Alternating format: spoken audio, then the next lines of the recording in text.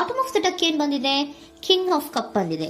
ನಮ್ಮ ಲವ್ ಲೈಫಿನ ವಿಚಾರದಲ್ಲಿ ಬ್ಯಾಲೆನ್ಸ್ ಅನ್ನ ಮಾಡಬೇಕು ಅನ್ನುವಂತಹ ಆಲೋಚನೆಯಲ್ಲಿರುವಂತಹದ್ದು ನಿಮಗೆ ರೆಪ್ರೆಸೆಂಟ್ ಆಗ್ತಾ ಇದೆ. ಎಮೋಷನಲ್ ಆಗಿ ನೀವು ತುಂಬಾ ಯೋಚನೆಯನ್ನ ಮಾಡ್ತಾ ಇರುವಂತಹದ್ದು, ಒಂದು ಬ್ಯಾಲೆನ್ಸ್ ಇರಬೇಕು, ಒಂದು ರೀತಿಯ ಸ್ಟೇಬಲ್ ಆಗಿರ್ಬೇಕು ನನ್ನ ಲವ್ ಲೈಫು ಅನ್ನುವಂತಹ ಆಲೋಚನೆಯನ್ನ ಮಾಡ್ತಾ ಇರುವಂತಹದ್ದು ರೆಪ್ರೆಸೆಂಟ್ ಆಗ್ತಾ ಇದೆ.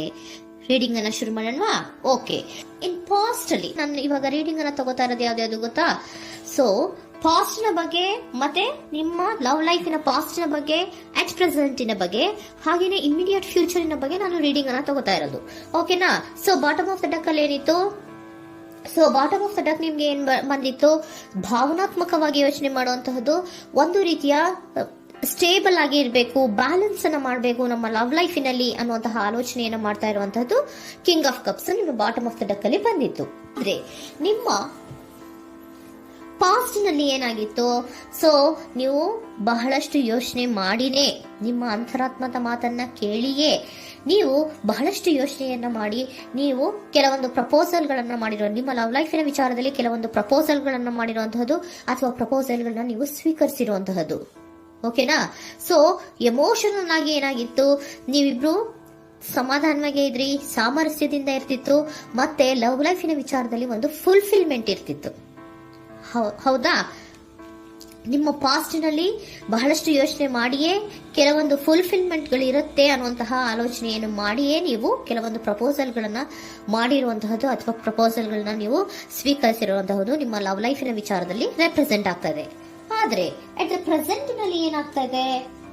ಅಟ್ ದ ಪ್ರೆಸೆಂಟ್ ನಲ್ಲಿ ನೀವ್ ಯಾಕೋ ಆಲೋಚನೆಯನ್ನ ಮಾಡ್ತಾ ಇರುವಂತಹದ್ದು ರೆಪ್ರೆಸೆಂಟ್ ಆಗ್ತಾ ಇದೆ ನಿಮ್ಮ ಲವ್ ಲೈಫಿನ ವಿಚಾರವಾಗಿ. ನೋಡಿ, 7 ಆಫ್ ಪೆಂಟಿಕಲ್ಸ್ ಬಂದಿದೆ. ಸೊ 7 ಆಫ್ ಪೆಂಟಿಕಲ್ಸ್ ಏನನ್ನ ರೆಪ್ರೆಸೆಂಟ್ ಮಾಡುತ್ತೆ? ಪೀರಿಯಡ್ ಆಫ್ ಕಾಂಟೆಂಪ್ಲೇಷನ್, ಏನೋ ಒಂದು ಯೋಚನೆಯನ್ನ ಮಾಡ್ತಾ ಇರುವಂತಹದ್ದು ನಿಮಗೆ ರೆಪ್ರೆಸೆಂಟ್ ಆಗ್ತಾ ಇದೆ. ಯಾಕೋ ನನ್ನ ಲವ್ ಲೈಫಿನಲ್ಲಿ ಮುಂದೆ ಮುಂದೆ ಹೋಗ್ತಾ ಇಲ್ವಲ್ಲ, ಏನಿದು ಇಷ್ಟು ಸ್ಲೋ ಪ್ರೋಗ್ರೆಸ್ ಅಲ್ಲ ಅನ್ನುವಂತಹ ಆಲೋಚನೆಯನ್ನ ನೀವು ಮಾಡ್ತಾ ಇರುವಂತಹದ್ದು ರೆಪ್ರೆಸೆಂಟ್ ಆಗ್ತಾ ಇದೆ. ಲಾಂಗ್ ಟರ್ಮಿನ ವ್ಯೂಸಿನ ಬಗ್ಗೆ ನೀವು ಹೆಚ್ಚು ಗಮನವನ್ನ ಕೊಡ್ತಾ ಇದ್ದೀರಾ. ಸೊ ನಮ್ಮ ಲವ್ ಲೈಫ್ ಏನೋದು ಲಾಂಗ್ ಟರ್ಮಿನಲ್ಲಿ ಕೂಡ ನಮಗೆ ಚೆನ್ನಾಗಿರ್ಬೇಕು. ಆದ್ರೆ ಯಾಕೆ ಏನೋ ಒಂದು ರೀತಿಯ ಪ್ರೋಗ್ರೆಸ್ ಇಲ್ವಲ್ಲ ಲವ್ ಲೈಫಿನಲ್ಲಿ, ಒಂದು ರೀತಿಯ ಖುಷಿ, ಸಂತೋಷ, ಸಮಾಧಾನ ಯಾಕಿಲ್ಲ ಅನ್ನುವಂತಹ ಆಲೋಚನೆಯನ್ನ ಮಾಡ್ತಾ ಇರುವಂತಹದ್ದು ಅಟ್ ಪ್ರೆಸೆಂಟ್ ಅಲ್ಲಿ ರೆಪ್ರೆಸೆಂಟ್ ಆಗ್ತಾ ಇದೆ. ಯಾಕೆ ಹಾಗೆ ರೆಪ್ರೆಸೆಂಟ್ ಆಗ್ತಾ ಇದೆ ಅಂದ್ರೆ ನೋಡಿ, devil card and 8 of cups. Devil card ಯಾಕೆ ರೆಪ್ರೆಸೆಂಟ್ ಆಗಿದೆ?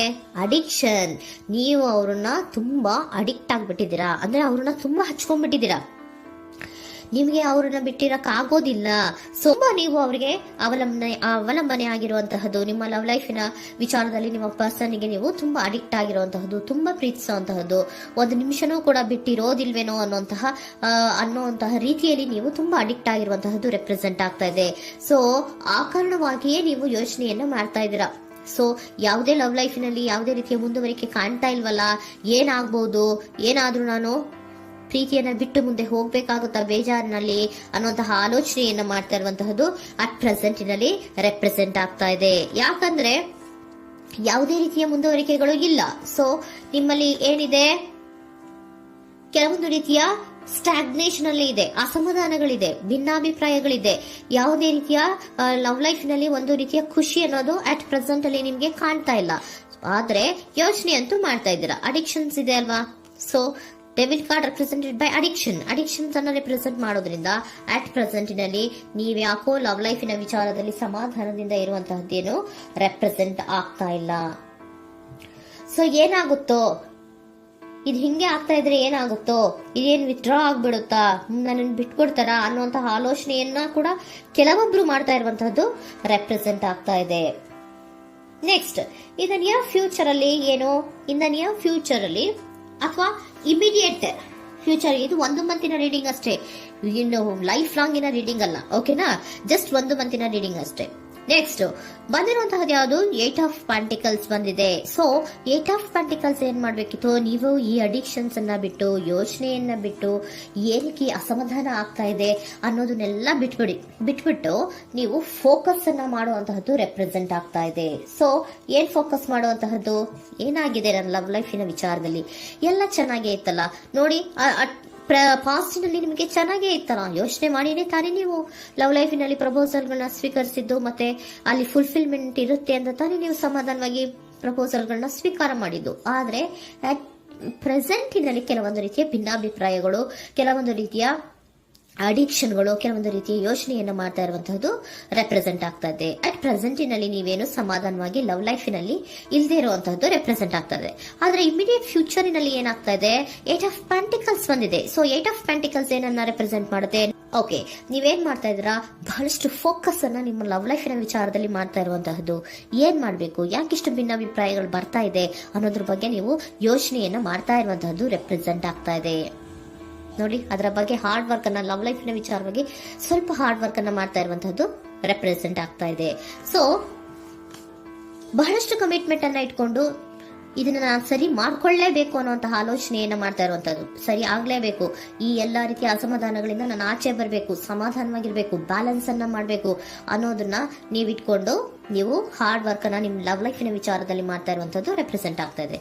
ನೆಕ್ಸ್ಟ್ ಕಾರ್ಡ್ ಕೂಡ ನಿಮ್ಗೆ ಕಿಂಗ್ ಆಫ್ ಸೋರ್ಟ್ಸ್ ಬಂದಿದೆ. ಸೊ ಕಿಂಗ್ ಆಫ್ ಸೋರ್ಟ್ಸ್ ಏನನ್ನ ರೆಪ್ರೆಸೆಂಟ್ ಮಾಡುತ್ತೆ?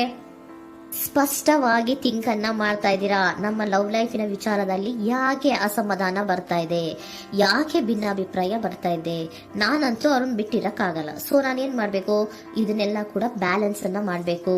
ಅದಕ್ಕೆ ನಾನು ಏನ್ ಮಾಡ್ಬೇಕು, ಫೋಕಸ್ ಅನ್ನ ಮಾಡ್ಬೇಕು. ಫೋಕಸ್ ಅನ್ನ ಮಾಡಿ ಅಲ್ಲಿ ನೀವು ಕರೆಕ್ಟ್ ಆಗಿ ಕ್ಲಿಯರ್ ಥಿಂಕಿಂಗ್ ಅನ್ನ ಮಾಡಿ, ಒಂದು ಸ್ಟ್ರಾಂಗ್ ವಿಲ್ ಪವರ್ ಅನ್ನ ಇಟ್ಕೊಂಡು ನೀವು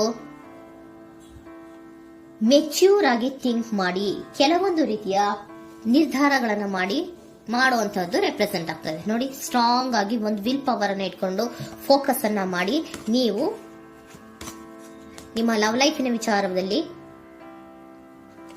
ಬಹಳಷ್ಟು ಧೈರ್ಯದಿಂದ ನಿಮ್ಮ ಲವ್ ಲೈಫಿನ ವಿಚಾರವನ್ನ ಅಥವಾ ಲವ್ ಅನ್ನ ನೀವು ಬ್ಯಾಲೆನ್ಸ್ ಅನ್ನ ಮಾಡುವಂತಹದ್ದು ರೆಪ್ರೆಸೆಂಟ್ ಆಗ್ತಾ ಇದೆ.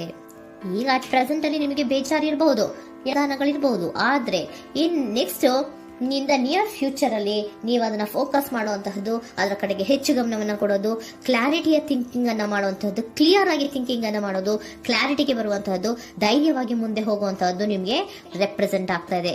ಅದೇ ನಿಮಗೆ ಬಾಟಮ್ ಆಫ್ ದ ಡಕ್ ಬಂದಿರುವಂತಹದ್ದು ಕಣ್ರಿ, ಕಿಂಗ್ ಆಫ್ ಕಪ್ಸ್ ಬಂದಿದೆ. ಸೊ ಕಿಂಗ್ ಆಫ್ ಕಪ್ಸ್ ಏನು, ನೀವು ಭಾವನಾತ್ಮಕವಾಗಿ ಯೋಚನೆ ಮಾಡ್ತಿದ್ದೀರಾ, ನಿಮ್ಮ ಲವ್ ಲೈಫಿನ ವಿಚಾರದಲ್ಲಿ ಒಂದು ಬ್ಯಾಲೆನ್ಸ್ ಅನ್ನ ಮಾಡಬೇಕು ಅನ್ನುವಂತಹ ಆಲೋಚನೆಯನ್ನ ಮಾಡ್ತಾ ಇರುವಂತಹದ್ದು. ಓಕೆನಾ? ಹಾಗಿದ್ರೆ ಏಂಜಲ್ ಗೈಡೆನ್ಸ್ ನಿಮ್ಗೆ ಏನ್ ಕೊಡ್ತಾರೆ ಅನ್ನೋದನ್ನ ನೋಡೋಣವಾ? Okay, be assertive, very good, trust.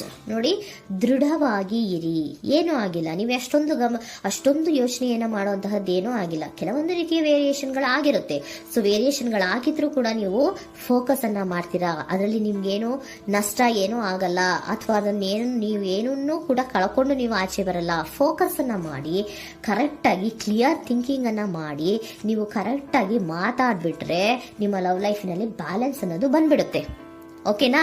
B assertive, ದೃಢವಾಗಿರಿ, ಧೈರ್ಯವಾಗಿರಿ, trust, ನಂಬಿಕೆಯಿಂದ ಇರಿ, ಏನೂ ಆಗಲ್ಲ. ನೀವು ಅಷ್ಟೊಂದು ಅಸಮಾಧಾನ ಮಾಡ್ಕೊಂಡು, ಅಷ್ಟೊಂದು ಬೇಜಾರನ್ನ ಮಾಡ್ಕೊಂಡು ಏನಾಗ್ತಿದೆಯೋ ಅಂತ ಗಾಬರಿ ಪಡುವಂತಹದ್ದೇನೂ ಆಗಿಲ್ಲ. ಸ್ವಲ್ಪ ವೇರಿಯೇಷನ್ಗಳಾಗಿದ್ರೂ ಕೂಡ ಇನ್ ನಿಯರ್ ಫ್ಯೂಚರ್ನಲ್ಲಿ ನಿಮಗೆ ಸಮಾಧಾನ ಆಗುತ್ತೆ, ಖುಷಿ ಆಗುತ್ತೆ. ನಿಮ್ ಲವ್ ಲೈಫಿನ ವಿಚಾರದಲ್ಲಿ ಕೆಲವೊಂದು ಬ್ಯಾಲೆನ್ಸ್ಗಳನ್ನ ಮಾಡ್ತೀರಾ.